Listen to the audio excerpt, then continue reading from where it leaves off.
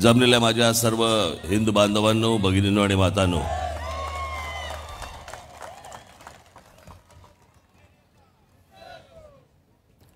निवडणूक आता शेवटच्या टप्प्यावरती येऊन पोहोचलेली आहे.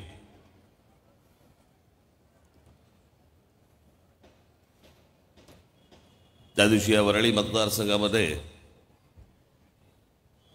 वरळी कोळीवाड्यामध्ये माझी सभा झाली.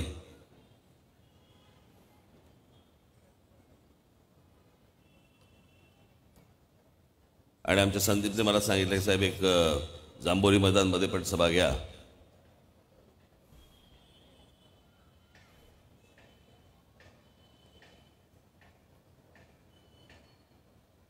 एखाद्या मतदारसंघामध्ये 2-2 सभा अशा फार मी कमी घेतल्या, त्यातली ही वरळी आहे.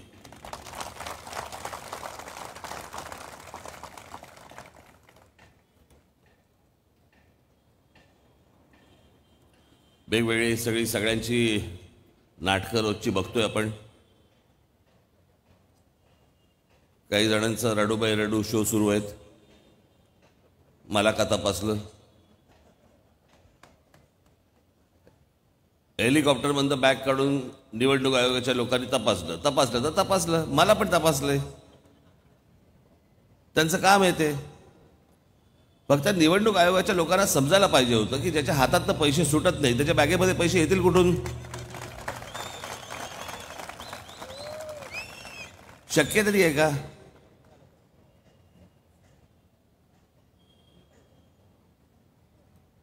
वाटेल त्या सगळ्या गोष्टी आपल्या सतत मला सगळे मारतायत. अरे कशासाठी मारतायत?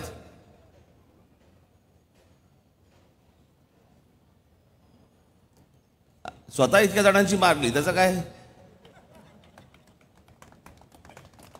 त्याचं कोण बघणार नाही.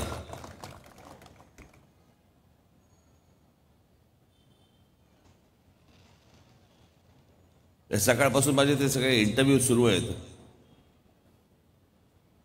आणि एक प्रश्न आपला कायम सगळ्यांचा, वरळीमध्ये तुम्ही उमेदवार दिला नव्हता, परंतु तुमचा मुलगा उभा आहे तिकडे सगळ्यांनी उमेदवार दिला असेल.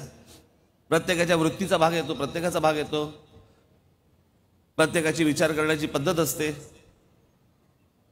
प्रत्येकाचा एक असतो ना, एक उदार विचार असतो. ती दृष्टी प्रत्येकाकडे नसते. त्याला आपण काय करणार?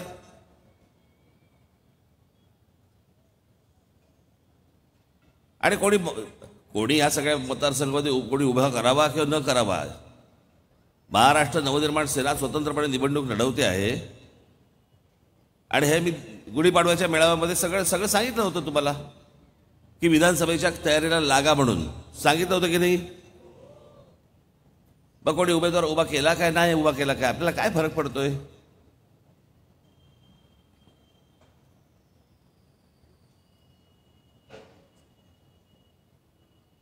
मग मला सांगितलं, मला विचारतात प्रश्न की तुम्ही भूमिका बदललीत.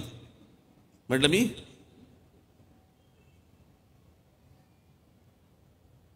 आज तुमच्या सगळ्यांच्या साक्षीने एकदा सांगूनच टाकतो.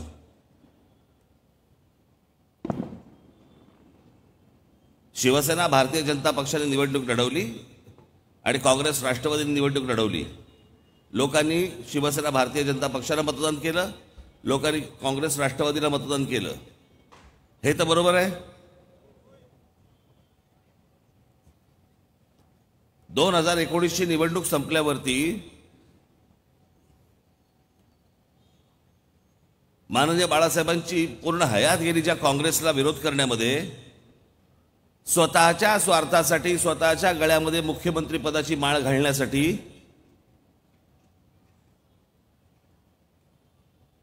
लोकांनी टाकलेला विश्वास तोडून उद्धव ठाकरेंनी शिवसेना, राष्ट्रवादी काँग्रेस आणि काँग्रेसच्या दावणीला बांधली स्वतःच्या स्वार्थासाठी. त्याला भूमिका बदललं म्हणतात.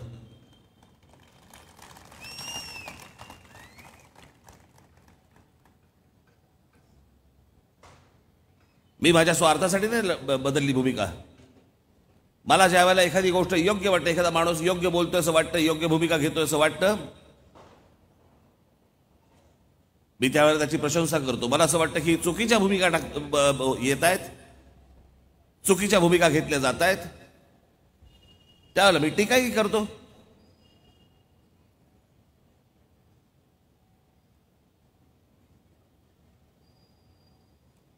मध्यंतरी ज्यावेळेला नरेंद्र मोदी ज्यावेळेला मुंबईमध्ये आले होते त्यांच्या व्यासपीठावर मी सांगितलं होतं ना, त्यांच्या समोर बोललो होतो की आपण 3 टप्प्यातली निवडणूक पकडूया. तीन निवडणुका आपण पकडूया. 2014 ते 2019. 2014च्या आधी या देशामधला पहिला माणूस मी होतो की ज्याने सांगितलं होतं की या देशाचे पंतप्रधान नरेंद्र मोदी व्हावेत. 2019ला निवडणूक झाली, आपलं 14ला निवडणूक झाली. माझ्या ज्या अपेक्षा होत्या या सगळ्या याच्यामध्ये किंवा ज्या प्रकारच्या गोष्टी किंवा त्यांनी सांगितल्या होत्या त्याच्या बरोबर विरोधात गोष्टी सुरू झाल्या. आपल्या समोर जे चित्र उभं केलं होतं ते पंतप्रधान झाल्यानंतर ते मला पूर्ण होताना दिसेना. वेगळ्याच गोष्टी यायला लागल्या. नोटा काय बंद होत आहेत, पुतळे काय उभे राहत आहेत.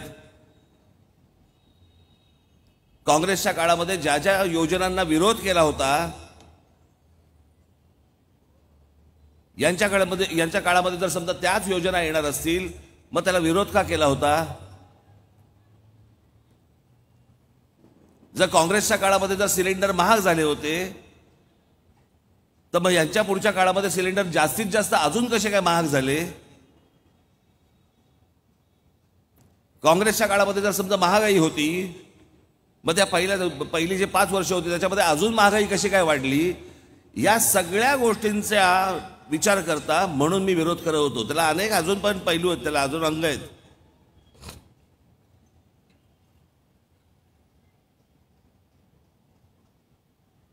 दोन 2019ची निवडणूक संपली आणि 2019च्या निवडणूक संपल्यानंतर अनेक गोष्टी अशा झाल्या की ज्या योग्य झाल्या, चांगल्या झाल्या. जसं काश्मीरमधला 370 कलम हटवलं गेलं, जसं ज्या कारसेवकांनी इतके कष्टाने तिथपर्यंत गेले होते, ते बाबरी मशीद तुटली, फोडली. जे कारसेवक तिकडे गेले असताना ज्या मुलायमसिंग यादवांच्या पोलिसांनी तिकडे उत्तर प्रदेशमध्ये गोळ्या झाडल्या होत्या कारसेवकांवरती, अनेक कारसेवक त्याच्यामध्ये गेले. त्या मला अजूनही डोळ्यासमोर आहे ते चित्र. त्या शरयू नदीमध्ये अनेक ती प्रेतं पडली होती. त्या कारसेवकांच्या आत्म्याला शांती मिळाली ते राम मंदिर बांधल्यानंतर.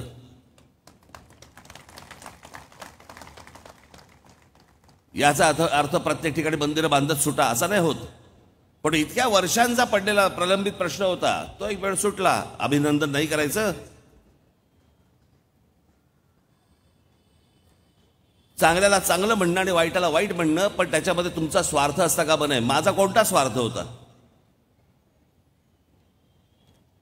मी कोणती खुर्ची मागत होतो, कोणतं पद मागत होतो.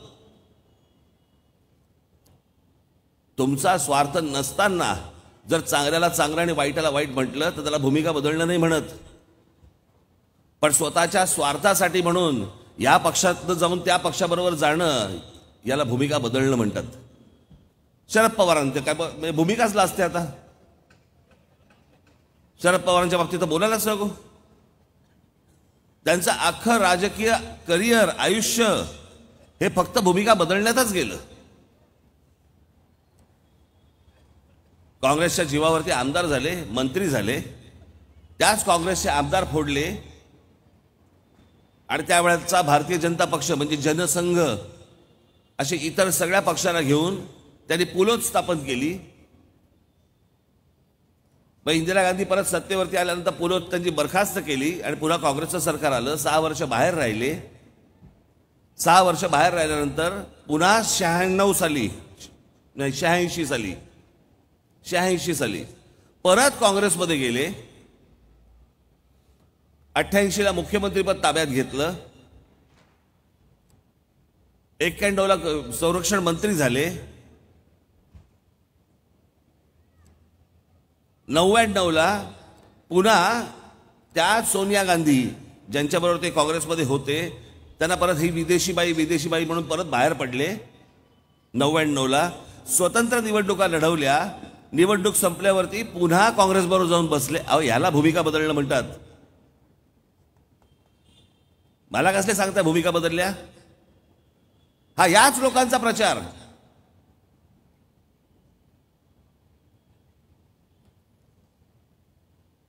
आतापर्यंत काढून बघा, महाराष्ट्र नवनिर्माण सेनेने आतापर्यंत अशा कोणत्या भूमिका बदललेल्या आहेत? मी तुम्हाला भूमिका बदलल्या भारतीय जनता पक्षाने बदललेल्या आहेत. काही वेळेला परिस्थिती त्या राज्यांमध्ये तशी होत जाते. त्यावेळेला काही भूमिका तुम्हाला घ्याव्या लागतात, काही असतात. सगळ्यांनी बदललेले आहेत, पण त्या राजकारणासाठी आहेत. मी कोणतं पद पदरामध्ये पाडून घेण्यासाठी म्हणून बदलली नव्हती.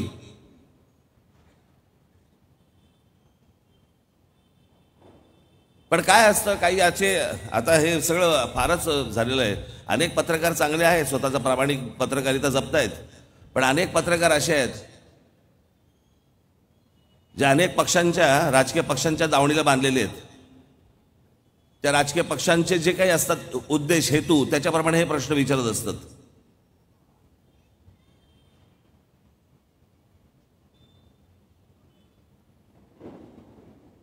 मला काल तो एक जण मला पत्रकार सांगत होता, पण ते आता तुम्ही भारतीय जनता पक्षाची कुठची भाषा बोलताय? म्हटलं मी कुठची भाषा बोलतोय?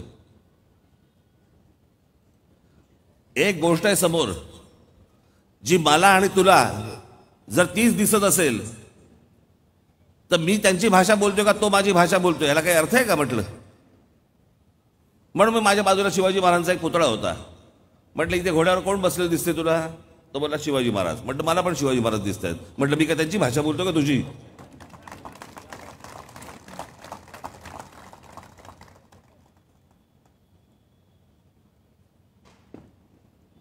सगळा खेळ करून ठेवलाय राजकारणाचा.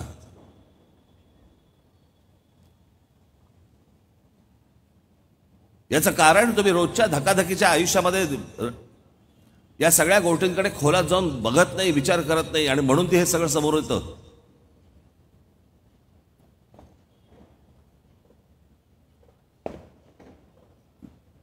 मी आता तुम्हाला एक सहज म्हणून एक उदाहरण सांगतो. मी आता तिथून आलो म्हणून तुम्हाला सांगतो, सुचलं म्हणून. आपल्या कोकणामध्ये एक अणुऊर्जा प्रकल्प येणार होता, तुम्हाला माहिती आहे?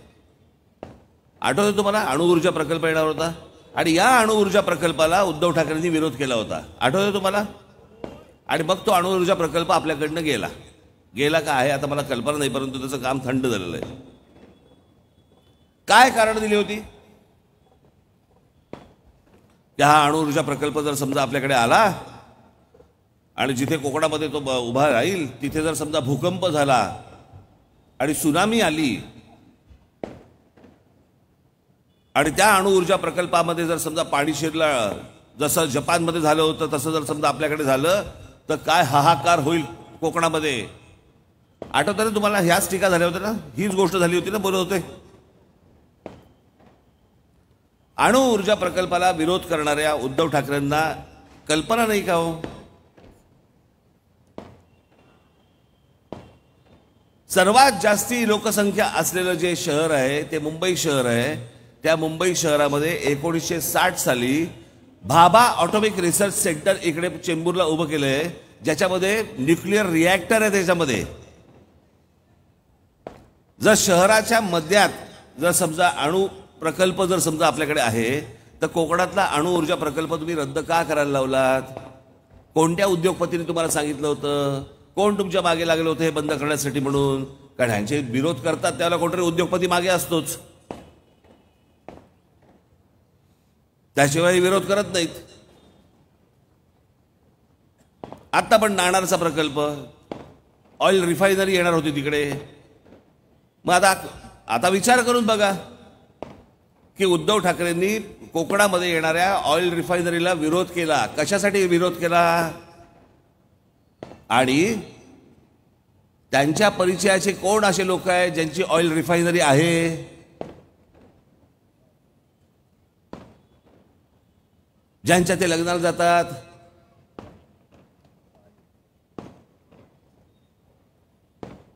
अजून एक ऑइल रिफायनरी आली तर आपला मित्र तोट्यात जाईल,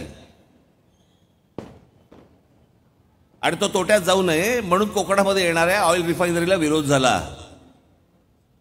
हे नुसते विरोध असे सहज होत नसतात, याच्या मागे खूप मोठं राजकारण असतं, आणि नुसतं साधं राजकारण नसतं, त्याच्या मागे सगळं आर्थिक राजकारण असतं.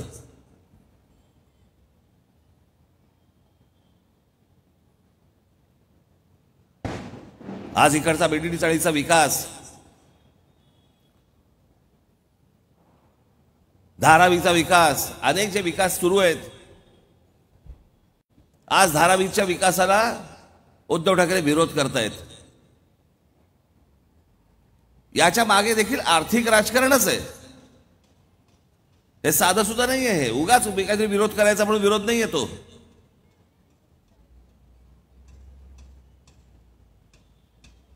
ही बाबांनो तुम्ही गोष्ट लक्षात घ्या. जसा बीडीडी चाळीचा विकास, या विकासामागे आर्थिक राजकारण आहे.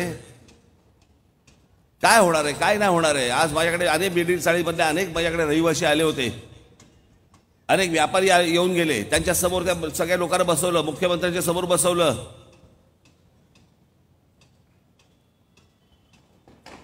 हे दूध का दूध, पाणी का पाणी त्यांच्या समोर झालेलं आहे. झालंय की नाही?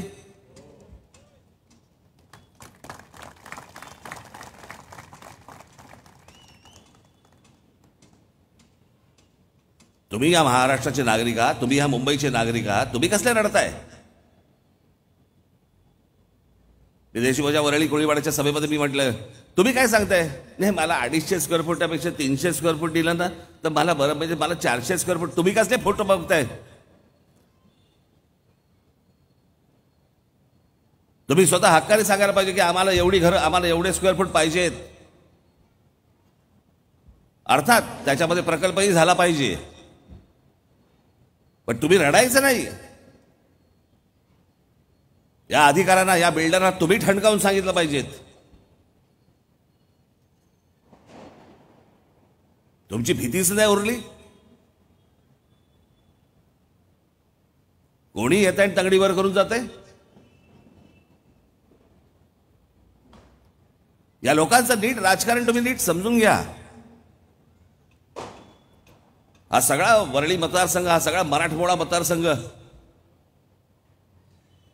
इथे बीडीडी चाळा असू देत, नाही तर तुमचा पोलीस कॉलनी असू देत, नाही तर आमचा कोळीवाडा असू देत, या सगळ्यांचं सगळ्या जमिनीवरती लक्ष, सगळं जमिनीवरती लक्ष. जमिनी कुठे मिळत आहेत, पॉकेट्स कुठे मिळत आहेत, एवढाच फक्त हा राजकीय खेळ सुरू आहे महाराष्ट्रामध्ये.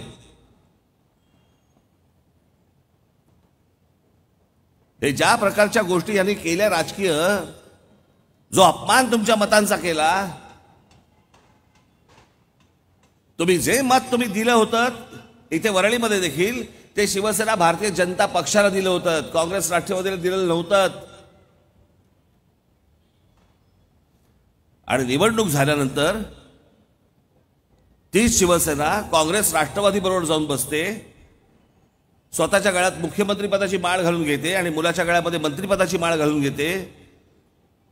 ज्यांच्या विरोधात हयात, ज्यांची विरोधामध्ये गेली आपली माननीय बाळासाहेबांची एक क्लिप आहे, मी ती पुढे दाखवणार एकदा. आणि त्याच्यामध्ये माननीय बाळासाहेब सांगतायत की माझ्या शिवसेनेची काँग्रेस जर समजा होताना दिसली, मी शिवसेना नावाचं दुकान बंद करून टाकीन.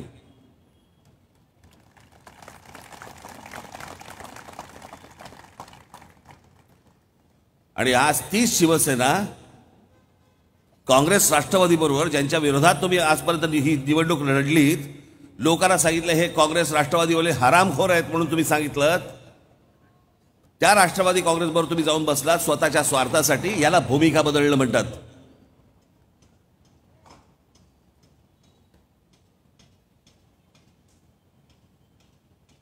आणि तुम्हाला कारण काय सांगतायत की आमची 2.5 वर्ष ठरली होती. कधी, कुठे? निवडणुकीच्या अगोदर तुम्ही आम्हाला का नाही सांगितलं? निवडणुकीच्या अगोदर तर कोण बोललेलं नाहीये. उद्धव ठाकरे कधी त्यांच्या भाषणामध्ये बोललेले नाहीयेत की शिवसेना आणि भारतीय जनता पक्षामध्ये आमच्यामध्ये करार झालेला आहे, 2.5 वर्ष त्यांची असतील, 2.5 वर्ष आमची असतील. कधी बोलल्याचं आठवतंय? नाही. ज्या वेळेला 2019ला निकाल लागले आणि त्यांच्या लक्षात आलं की आपल्याशिवाय ह्यांची सरकार बसू शकत नाही, त्यावेळेला त्यांनी भारतीय जनता पक्षाला पिळायला सुरुवात केली की आम्हाला 2.5 वर्ष द्या. अमित शहा म्हणाले की तुम्हाला 2.5 वर्ष आम्ही देतो आणि आम्ही 2.5 वर्ष घेतो. मी तुम्हाला 2 सभा सांगतो, 2 सभा. एक नरेंद्र मोदींची सभा आणि एक अमित शहाची सभा. या दोन्ही सभांना उद्धव ठाकरे व्यासपीठावरती होते आणि या दोन्ही सभांमध्ये एका सभेमध्ये मोदी आणि एका सभेमध्ये शहा हे दोघेही बोललेत की येणाऱ्या विधानसभेच्या निकालानंतर महाराष्ट्रामध्ये देवेंद्र फडणवीस आमचे मुख्यमंत्री असतील. उद्धव ठाकरे त्याला व्यासपीठावरती बसले होते. का नाही आक्षेप घेतलात? का नाही विचारलं अमित शहाना? अरे आपलं तर ठरलं होतं 2.5 वर्षाचं, हे तुम्ही काय सांगताय देवेंद्र फडणवीसांचं? निवडणुकीचे निकाल लागेपर्यंत उद्धव ठाकरे काहीही या विषयामध्ये कधीही बोललेले नाहीयेत. काढून बघा, आता तर काढणं सोपं आहे. जा युट्यूबवरती जा आणि 2019च्या उद्धव ठाकरेंच्या सगळ्या सभा ऐका. कुठेतरी बोललेत की बाबा 2.5 वर्ष आमचे आहेत, 2.5 वर्ष त्यांचे आहेत, बोललेत का दाखवा. मग निकालानंतर कुठून आलं हे सगळं? ज्या दिवशी निकाल लागला त्यावेळेला भारतीय जनता पक्षाबरोबर पिळवणूक चालू होती आणि त्याच वेळेला काँग्रेस राष्ट्रवादी म्हणजे शरद पवार आणि काँग्रेस बरोबर ह्यांची आतून चर्चा पण सुरू होती. हा तुमच्या मताचा अपमान नाहीये? जर समजा मी त्यावेळेला उमेदवार उभा केला नव्हता, या वरळी मतदारसंघाबद्दल तुम्ही भरघोस मतांनी त्यांचा उमेदवार निवडून दिलात, तोही शिवसेना भारतीय जनता पक्ष म्हणून निवडून दिलात आणि निवडणुका झाल्यानंतर ज्यांच्या विरोधात तुम्ही निवडणुका लढवल्यात, ज्यांच्या विरोधात तुम्ही मतदान केलात शिवसेना भारतीय जनता पक्षाला, शिवसेना उठली आणि त्या काँग्रेस राष्ट्रवादीबरोबर जाऊन बसली, हा तुमच्या मताचा अपमान नाहीये?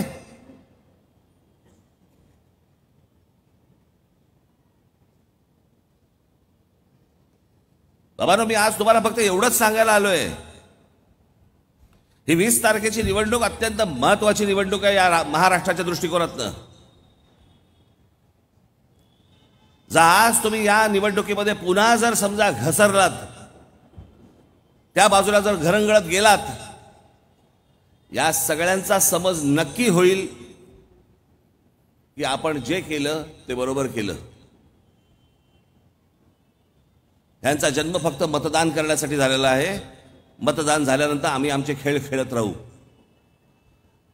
आम्ही तुमच्या मतांचा कधीही अपमान करू, आम्ही तुमच्या मतांशी कधीही प्रतारणा करू, आम्ही विचारांशी प्रतारणा करू, वाटेल ते करू, कोणाचाही अपमान करू.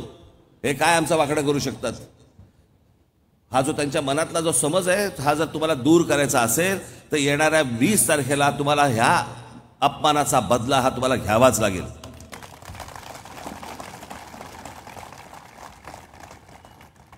आणि जर हे समजा झालं नाही तर भविष्यातलं महाराष्ट्राचं राजकारण बर्बाद झालं म्हणून समजा, महाराष्ट्र बर्बाद झाला म्हणून समजा. हे अशाच प्रकारचं राजकारण ह्याच्यापुढे महाराष्ट्रामध्ये सुरू राहणार आणि महाराष्ट्रामधल्या येणाऱ्या भविष्यातल्या सगळ्या पिढ्या या ह्यांच्या खाली फक्त लोळत राहणार, लोळत.